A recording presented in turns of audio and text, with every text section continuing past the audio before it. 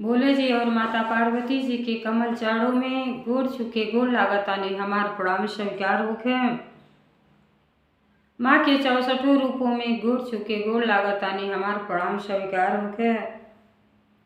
नीलम दीदी और हरिंदर भैया के कमल चारों में गोड़ छुके गोड़ लागतानी हमार प्रणाम स्वीकार होखे। सब गुरु भाई बहिना के कमल चारों में गोड़ छुके गोड़ लागतानी हमार प्रणाम स्वीकार होखे। तो देखी गुरु भाई बहिना, हम भोले जी के चर्चा कहानी के माध्यम से आप लोगन के सुनावे जातानी। चर्चा बहुते सुंदर बा। तो चर्चा कबो जनता बानी गुरु बहिना, गुरु भैया की चर्चा कबो आधा अधूरा ना सुने के चाहिए। काहे खातिर ई चर्चा परम पिता परमेश्वर और माता पार्वती जी के है। तो चर्चा के पूरा पूरा सभी सुनो। चर्चा बहुते सुंदर बा। चर्चा के पूरा पूरा सुनब सभी, तब पे आप लोगन के ज्ञान मिली और कथा के रहस्य के बारे में भी आप लोगन के पता चली कि ये कथा से का सीख मिल रहल बा। तो देखी, अगर ये कथा हमारा आप लोगन के अच्छा लगी तो कमेंट में हर हर महादेव और माता पार्वती जी के नाम जरूर लिख देव जा। और जी हमरे चैनल पर नया होई वो हमरे विधाता ज्ञान चैनल के सब्सक्राइब कर देई, ताकि वीडियो के माध्यम से ये कहानी आप लोगन के पास पहुंच सके और आप सभी आनंद उठा सकी। तो देखी चर्चा बहुते सुंदर बा, लेकिन जब पूरा पूरा सुनब तब कथा के रहस्य के बारे में पता चली। और तनी सा छू के हटा दे तो कुछ पता नहीं चली कि कहानी में का रहस्य छिपल बा।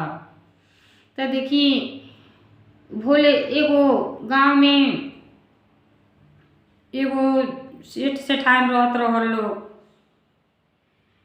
तो सेठ सेठाइन बड़ा मन दिल के साफ सुथरा रहल लोग, अपने बिजनेस में लगल रहे लोग, अपन वहीं से पेट पर्दा चलावे लोग। 4-5 साल के बाद उ सेठ के एगो लड़की पैदा भइली। तो सेठाइन जब रहली बड़ा भक्त रहली, तब भक्ति के प्रभाव तो बच्चन पे पड़बे करेला।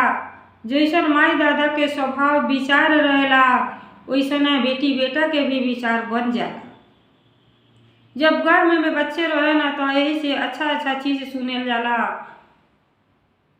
कि लड़कन के पर प्रभाव पड़े। तो देखिए वो लड़की जैसे पैदा भइली बहुते सुंदर रहली आ बड़ा शुद्ध विचार रहल, बड़ा शांत भाव के रहे, रोए गावे नाई, एकदम चेहरा हमेशा हंसते खेलते रहे। और जब गर्भ में अली तब परम पिता परमेश्वर और माता पार्वती जी से आग्रह कैले रहली कि हे पिताजी, हमें धरती पर जाई तो आपके भक्ति भाव करी, आपके सेवा के अवसर हमके मिले और अवसर प्रदान करी कि हम मनुष्य के शरीर के जो देतानी ओके धन्य बना सकी। अब वो लड़की जैसे 4-5 साल को भइली, जैसे थोड़ा थोड़ा सा उनके ज्ञान आवे लगल, तो जहाँ भजन कीर्तन होके उनके बहुते अच्छा लगे। और जब उनके सुते के होके तो अपने मम्मी से जिद करे लगे, कहे मम्मी अरे हमके कहानी सुना दो, पिताजी के कहानी सुना दो। जबले हम कहानी ना सुनेली तबले हमरे दिल में चैन ना आवेला, आना नींद आवेला। अब माई से जब खाली रहे बेचारी तो शिव चर्चा में तो बराबर जइबे करें। तो एक से एक सुंदर सुंदर चर्चा अपनी बेटी के सुनावें आ चर्चा सुनते ही वो सुत जा। उनके आदत बन गई है, खाली भक्ति भाव उनकी अच्छा लगे और कुछ हो ना ठीक लगे। लड़के खिलौना से खेले ना, चाटू लड़कन के बिटेर के वही में लुक्का छुपी के खेल खेले ना, लेकिन उनके कुछ ना अच्छा लगे। न कोनो खिलौना चाहे आ न कौन केहू के साथ चाहे। जैसे वो सूत के उठा और कुछ खा पी ला और मंदिर आगे भाग के मंदिर में जा, वहाँ जो पूजा पाठ करत रहता जाके हाथ जोड़ के बैठ जा, ओम नमः शिवाय ओम नमः शिवाय ओम नमः शिवाय। छोटही उम्र में भगवान जी के भजन शुरू कर देले रहली। जैसे मौका लगे तैसे गुरुदेव भाग जा आजा के वही मंदिर में अपन समय व्यतीत कर। तो जब सेठ रहना बड़ा चिंता भई कि लड़की जात हुई अब पढ़ाई लिखाई नहीं करी हाँ तब बेटा चाहे बेटी यह बाड़ी यहूँ के देख रेख करे वाला आ जहाँ शादी को के जाई हाँ तो वहू तो सब काम धाम सब चीज चाहे लड़किन के। अब जैसे जैसे बेचारी सियान भइली शिक्षा ग्रहण करती उनका माई बाप नाम लिखा दिया ना पढ़े तो जा आ जैसे पढ़ के आवे बस्ता फेंके फिर मंदिर में भाग जा ज़्यादातर समय वहीं बितावे। न जनता है मंदिर में हर हमेशा 2 जनी 4 जनी के भीड़ लगले रहेला पूजा पाठ करेला सब भजन कीर्तन करेला सब। मंदिर में जवन चीज मिल जाला वो घर में ना मिली घर में काव किस रहेला तो पूजा पाठ भी ठीक से ना हो पावेला। वो शांति एकदम के शांति खो जावे और जैसे खाली हो वैसे मंदिर में चली जा कौनो घर गृहस्थी से मतलब उनके ना रहे। तो जनता वाणी मायके में तो माई रहेली तो ढेरे आराम रहेला कहला सब चलो नहीं यहाँ कर ताड़ी अपने ससुरा जाई हाँ तो वहाँ सब चीज करे के पड़ी तो जब करे पड़ी तो करबे करी हाँ। लेकिन कोशिश करे बेचारी कि ये बेटी पढ़ाई को के आवेलू बस्ता रखेलू भाग जालू भजन भाव में आ सब चीज जानल जरूरी है बेटी। अब तू सियान हो गई कहे माई हमार और कोनो चीज में मन ना लगेला हमें देश दुनिया संसार से कोनो चीज से हमके मतलब नहीं बा हमके तो खाली परम पिता परमेश्वर और माता पार्वती जी के शरण में आनंद ही आनंद आवेला। जैसे मीराबाई रहली उनके कुछ ना अच्छा लगे कृष्ण के प्यार में वो जहर के अमृत समझ के पी गई वो कुछ असर ना करे वैसे वो भक्त रहली। जौन सेठ के लड़की रहली बड़ा शिव जी के भक्त परम भक्त रहली।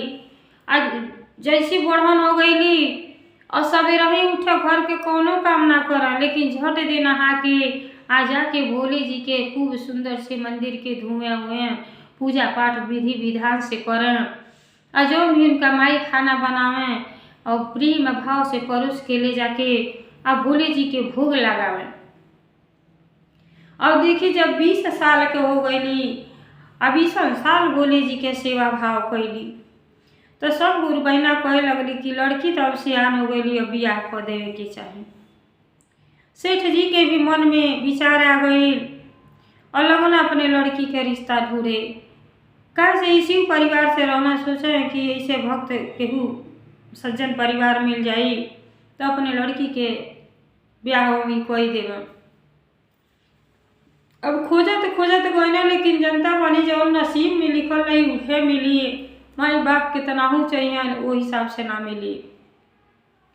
गईला तो जहाँ शादी उनका कहना उन्हों के बिजनेस रहल रेडीमेड कपड़ा के दुकान रहल और लड़का रेडीमेड कपड़ा के दुकान संभालत रहना सास ससुर रहना एक लड़का रहना। और अपने पत्नी से कहना कि लड़का तो बहुत सुंदर बाटे ठीक ठाक बाड़ा आ कुछ करत आना देखले में तो ठीक है लगता बहनी के रिश्ता वहीं को देता नहीं। अब सेठाइन कहले कि अगर आपके विचार में अच्छा बात तो अच्छा होबे करी वहीं हो जा। अब अपने लड़की के शादी वही सेठ किया कह दिया ना एक गो लड़का रहना सास ससुर वो लोग राजी हो गए लड़की काहे से सुंदर रहबा कैली सुशील। और जब उनका शादी हो गई लड़की अपने घरे गईली जब घरे गईली तब बड़ा सवेरे उठ के उनका नियमित यह काम रहे कि नहा धो के पूजा पाठ कई तो एक दिन कोयली 2 दिन कोयली तो पति कुछ ना बोला। अब वो मन गुस्सा लो कि उठी सो तो पूजा पाठ में लग जाता रही आ घर के काम के करी इतना समय मान ली 3 सूत्र का पालन कर हर चीज विधि विधान से पूजा पाठ कर। अब 2 दिन तो अभी नया रहली तो नहीं के बोलल तो 2-3 दिन 4 दिन जब बीत गई तो जन का ससुर रहना और सास रहली कहली कि अगर कुछ कहल जाता तो आजकल के बेटी पतो ना जल्दी माने वाला बाड़ी इनके ए बाबू तू अपने दुकानिए पे इनके ले जा न तो कहीं जैसे आवाज आवता तहा बेकल हो जाता रही, पूजा पाठ में जाए करती, शिव चर्चा सुने जाए करती। तो बोलले से अच्छा बा जब वही में फंसा देव, पढ़ल लिखल बटले बाड़ी, तब पूजा पाठ इनका कम हो जाई, अपन काम में व्यस्त हो जाइए। अपने में तीनों जनी बैठ के विचार कर लो कि बोलले से तो कुछ ना हो, प्रेम से इनके यह समझौली के कोशिश कर जाओ। और पति है ना कहते छोड़ तर छोड़िए नहीं, डांटल बोलल ठीक है नहीं है। अब देखी शुक्रवार के दिन रहल, मंदिर में शिव चर्चा शुरू हो गई रहल। कानी में आवाज जैसे आवता वैसे जैसे जल बिना मछली तड़पड़ा वैसे तड़पड़ा तड़ी। शरीर तो घरे बा लेकिन मन मंदिर में बा। काहे खातिर कि 20 साल से भोले जी माता पार्वती जी के सेवा भाव करत रही, मंदिर के सर सफाई करें, नहा धोआ, भोले जी के भोग लगावे, भजन कीर्तन सुनावे। और जब यहाँ अली तो ना जाए के मिले तो एकदम छपटियाए लगा। अब उनके चेहरा और जब उनका पति देखना तो समझ गए ना कि अभी एकदम विचलित बाड़ी जाए करती। कौन है आज तो इनके जाए ना देगा, कहीं से वो लोग पूजा पाठ कुछ हो ना जानत रहे।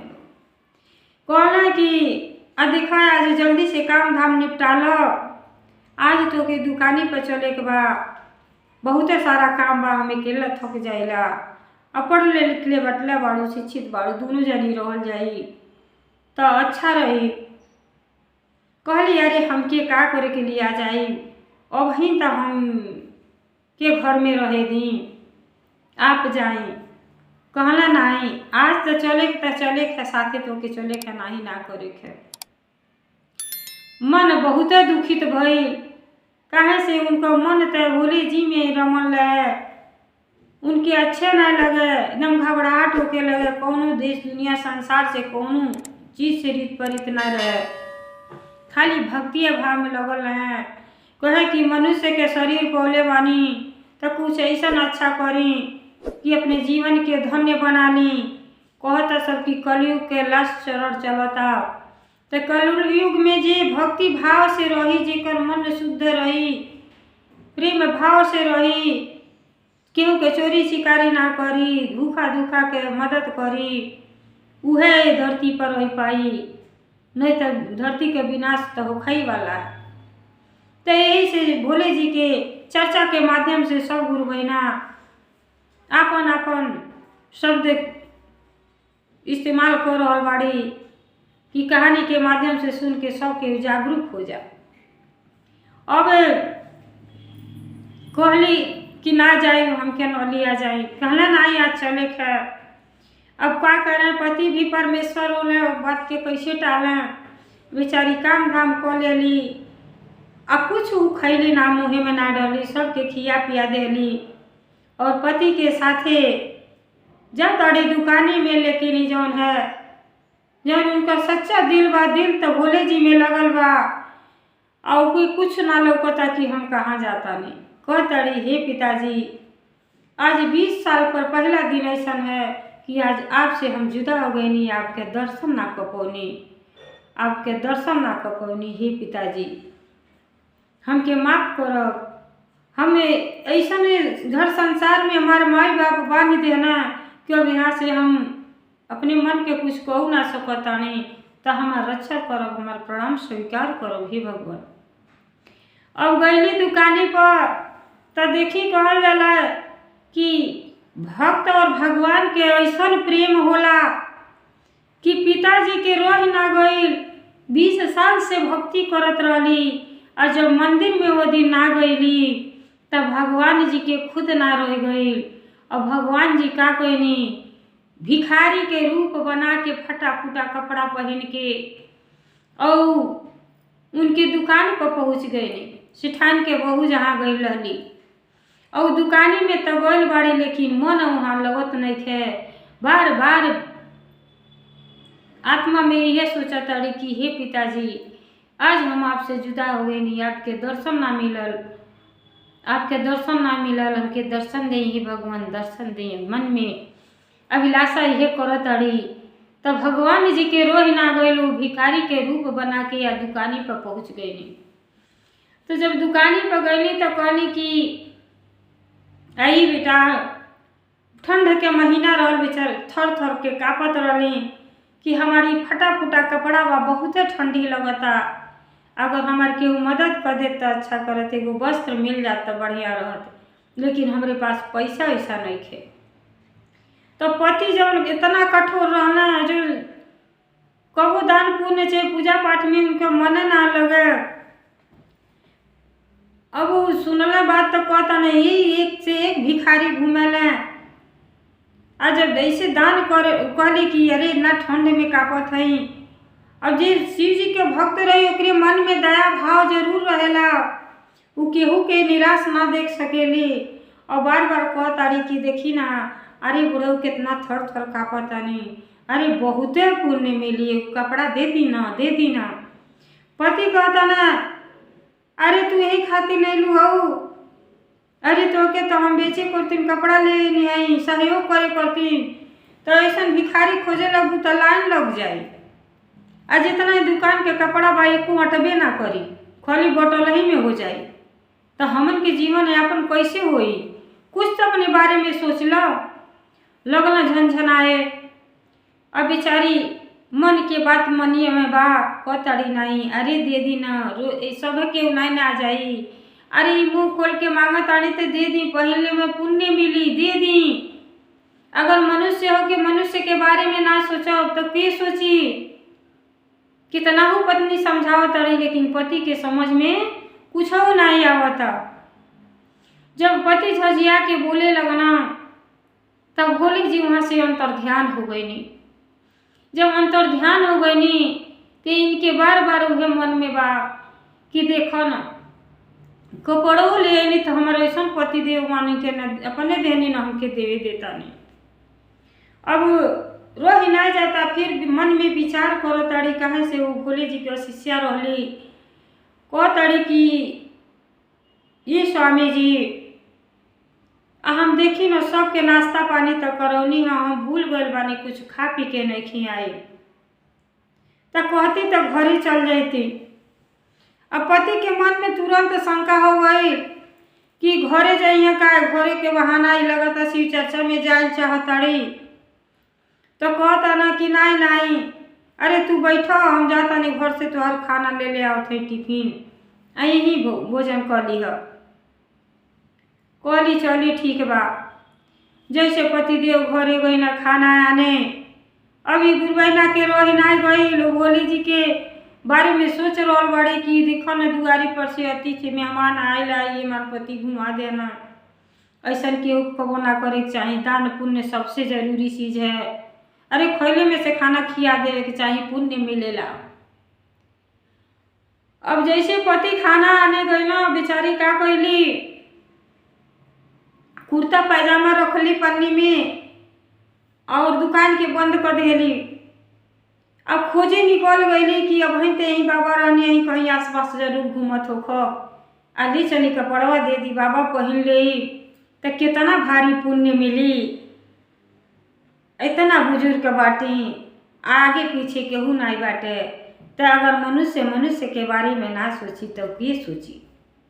अब लगली कुर्ता पैजामा लेके गुरुबहिना सब जगह खोजत आड़ी गली गली में कि भोले जी बाबा मिल जाती तो हम कुर्ता पैजामा वहाँ के पहना देती।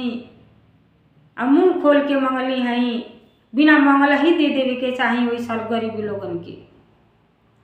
अब खोजली जब नहीं पहुँली तो निराश हो गई, कह ताड़ी देखो न, अब ऐसा शरीर पाके धिक्कार बा कि एगो अबला के हमन की मदद ना कर पावतानी, तो घर संसार बसावले के का मतलब होला? घर संसार सब है, जौन रुपया पैसा घर दुआर सब तो यही छोड़ के चल जाई, सथवा में तो कुछ हो ना जाई, खाली यह प्रेम जाई, यह भजन भाव जाई।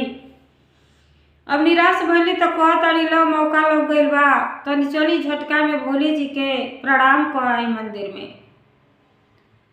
और ध्यान बा कि कहीं पति ना आ जा, कहीं दादा ले हम उन्ने गईली, कहाँ निकल गईली। अब बेचारी कुर्ता पैजामा ले ली और मंदिर में चल गई। कहताड़ी हे पिताजी देखी ना, वो बुढ़ऊ ना जाने कहाँ चल गए ना, आ कब से खोजता नहीं बाबा के कुर्ता पैजामा लेके पहना देती, ठंड दूर हो जाए। कितना ठंडा में ठिठुरता ना। अब वही सोचते विचारा जैसे भगवान जी के मंदिर में जा ताड़ी तो भगवान जी के दरवाजे पर भगवान जी खुद उ भिखारी बन के बैठल बानी।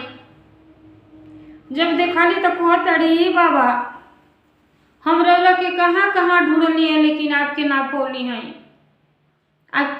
आपके कितना ठंड लगल हुई। तो का कली हाली जब कुर्ता पैजामा फटल रहल कि सब निकाल के कोली की पहिनली झट दे।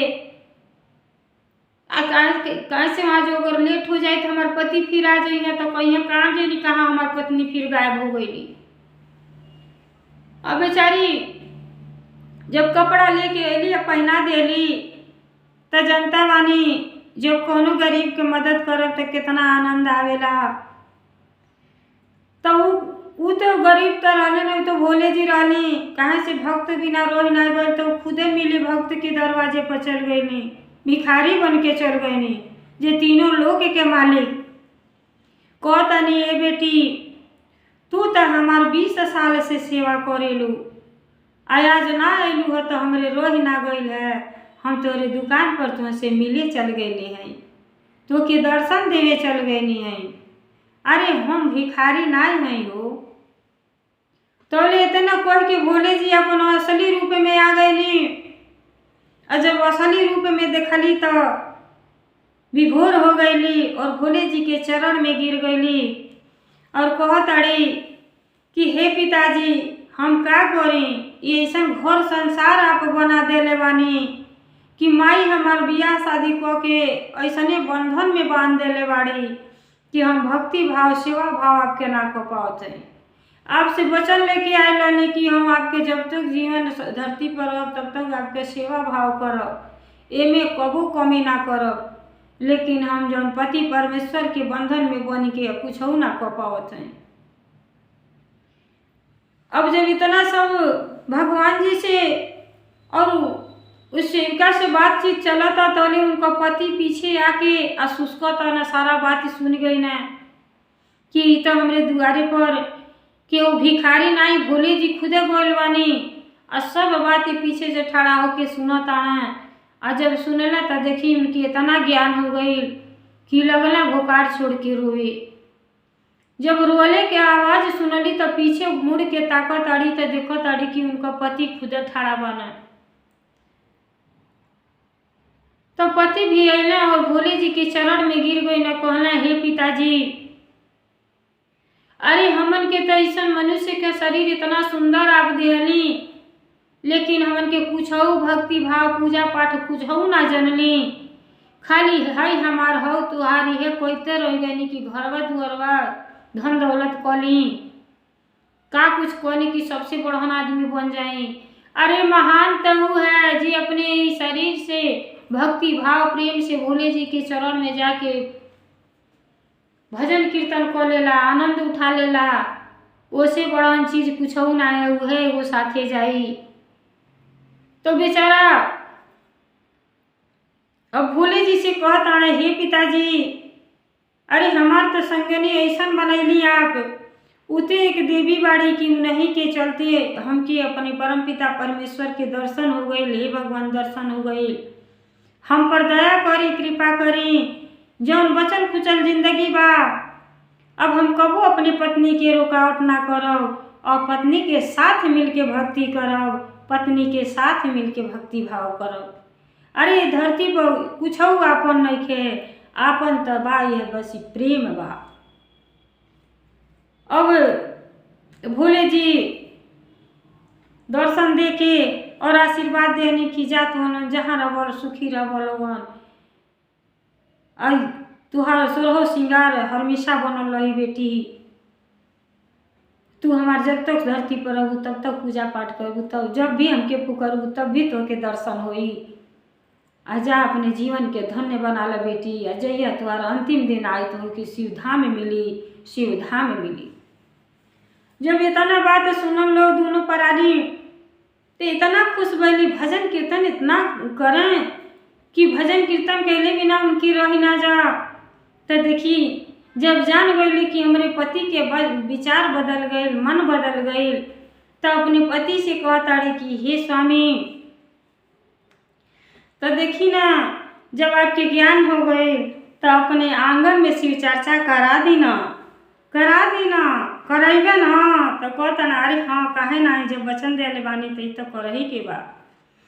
तो वही पर देखिए एक गाना के भाव, अपने आंगन में चर्चा करा दी राजा जी, अपने आंगन में चर्चा करा दी राजा जी, अपने आंगन में चर्चा करा दी राजा जी, अपने आंगन में चर्चा। सब गुरु बहिना के नेवता पठा दी राजा जी, सब गुरु बहिना के नेवता पठा दी राजा जी, अपने आंगना में चर्चा करा दी राजा जी, अपने आंगना में चर्चा करा दी राजा जी, अपने आंगना में चर्चा। जाई ना बाजार लाई टोटल प्रसाद है, जाई ना बाजार लाई टोटल प्रसाद है, इन्हीं के कृपा से बाण घर मोर आबाद है, इन्हीं के कृपा से बाण घर मोर आबाद है।